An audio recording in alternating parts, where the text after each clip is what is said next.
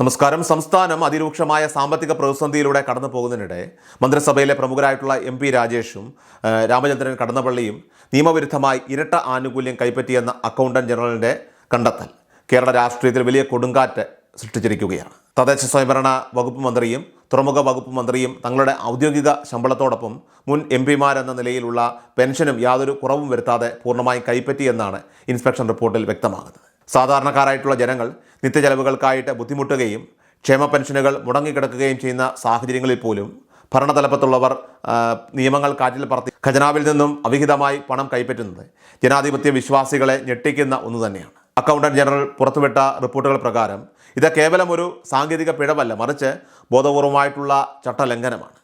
നിലവിലുള്ള നിയമം അനുസരിച്ച് ഓഫീസ് ഓഫ് പ്രോഫിറ്റ് അഥവാ ലാഭകരമായ 2 പദവികളിൽ നിന്ന് ഒരേ സമയം പൂർണ്ണമായ ആനുകൂല്യങ്ങൾ കൈപ്പറ്റാൻ ഒരു വ്യക്തിക്കും അവകാശമില്ല. മന്ത്രി എന്ന നിലയിലുള്ള ശമ്പളം ലഭിക്കുമ്പോൾ മുൻപ് വഹിച്ച പദവികളിലെ പെൻഷൻ തുക അതിൽ നിന്ന് കുറവ് ചെയ്യേണ്ടതുണ്ട്. എന്നാൽ ഇവിടെ 2 മന്ത്രിമാരും അത്തരം യാതൊരു ക്രമീകരണവും നടത്താതെ സർക്കാർ ഖജനാവിൽ നിന്ന് ഇരട്ട ആനുകൂല്യം ആസ്വദിക്കുകയായിരുന്നു. ജനുവരി മാസത്തിൽ തന്നെ അക്കൗണ്ടന്റ് ജനറൽ ഈ ഒരു നിയമലംഘനം ചൂണ്ടിക്കാട്ടി കത്തയച്ചിട്ടും മാസങ്ങളോളം ഈ റിപ്പോർട്ട് ഫയലുകളിൽ മുക്കിവെക്കാൻ ശ്രമിച്ചത് ആരെ സംരക്ഷിക്കാനായിരുന്നുവെന്ന ചോദ്യം ഇപ്പോൾ ശക്തമായി ഉയരുന്നുണ്ട്. സംസ്ഥാനത്തെ സാധാരണക്കാരോട് സർക്കാർ പുലർത്തുന്ന ഇരട്ടത്താപ്പാണ് ഈ വിവാദത്തിലൂടെ ഇപ്പോൾ വീണ്ടും ചർച്ചയാകുന്നത്. കാരണം അർഹതയില്ലാത്ത ക്ഷേമ പെൻഷൻ കൈപ്പറ്റുന്ന പാവപ്പെട്ട തൊഴിലാളികളെയോ സാധാരണക്കാരെയൊക്കെ തന്നെ കണ്ടെത്തിയാൽ ആ തുക പലിശ സഹിതം തിരിച്ചുപിടിക്കാൻ കർക്കശമായ നടപടികൾ സ്വീകരിക്കുന്ന ഒരു സംവിധാനമാണ് നമ്മുടെ സംസ്ഥാനത്ത് നിലവിലുള്ളത്. ചെറിയ പിഴവുകളുടെയൊക്കെ തന്നെ പേരിൽ സാധാരണക്കാരെ വേട്ടയാടുന്ന അധികാരികൾ സ്വന്തം മന്ത്രിമാരുടെ കാര്യത്തിൽ പുലർത്തുന്ന ഈ മൗനം ജനങ്ങളെ പരസ്യമായി വെല്ലുവിളിക്കുന്നതിന് തുല്യമാണ്.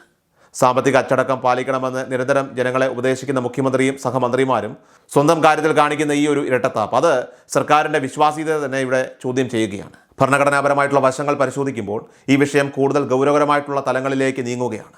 ഇന്ത്യൻ ഭരണഘടന പ്രകാരം ലാഭകരമായ പദവികൾ വഹിക്കുന്ന ജനപ്രതിനിധികൾ ഇത്തരം ചട്ടലംഘനങ്ങൾ നടത്തിയാൽ അത് അവരുടെ അയോഗ്യതയിലേക്ക് പോലും നയിച്ചേക്കാം. MP പെൻഷനും മന്ത്രിയുടെ ശമ്പളവും ഒരേ സമയം കൈപ്പറ്റിയതിലൂടെ MP രാജേഷിൻ്റെയും രാമചന്ദ്രൻ കടന്നപ്പള്ളിയുടെയും MLA സ്ഥാനങ്ങൾക്ക് നിയമപരമായിട്ടുള്ള വെല്ലുവിളി ഉയരാൻ സാധ്യതയുണ്ട്.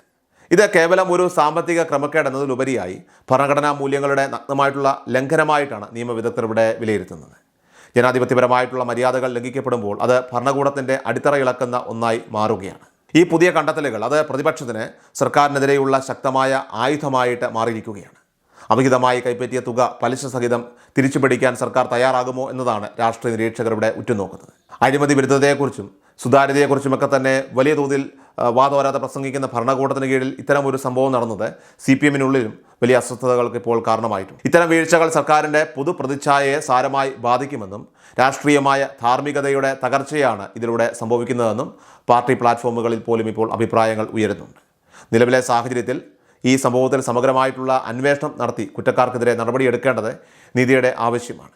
ഖജനാവ് കാലിയാണെന്ന് പറഞ്ഞ് ശമ്പളവും പെൻഷനും നൽകാൻ ബുദ്ധിമുട്ടുന്ന സർക്കാർ ഉന്നത സ്ഥാനത്തിരിക്കുന്നവരുടെ ഇത്തരം ആഡംബരങ്ങൾക്കും നിയമലംഘനങ്ങൾക്കും മൗനാനുവാദം നൽകുന്നത് ജനരോഷം ക്ഷണിച്ചു വരുത്തും. ആഡംബരങ്ങളും അവിഹിത സാമ്പത്തിക ഇടപാടുകളും അവസാനിപ്പിക്കാൻ ഭരണാധികാരികൾ തയ്യാറാകാത്ത പക്ഷം ജനാധിപത്യ സംവിധാനത്തിലുള്ള ജനങ്ങളുടെ വിശ്വാസം തകരാൻ ഇത് കാരണമാകും. അതിനാൽ തന്നെ AG റിപ്പോർട്ടിലെ കണ്ടെത്തലുകൾ ഗൗരവമായി പരിഗണിച്ച് സുതാര്യമായ നടപടികൾ സ്വീകരിക്കാൻ മുഖ്യമന്ത്രി തയ്യാറാകുമോ എന്നാണ് ഇനി കേരളം കാത്തിരിക്കുന്നത്.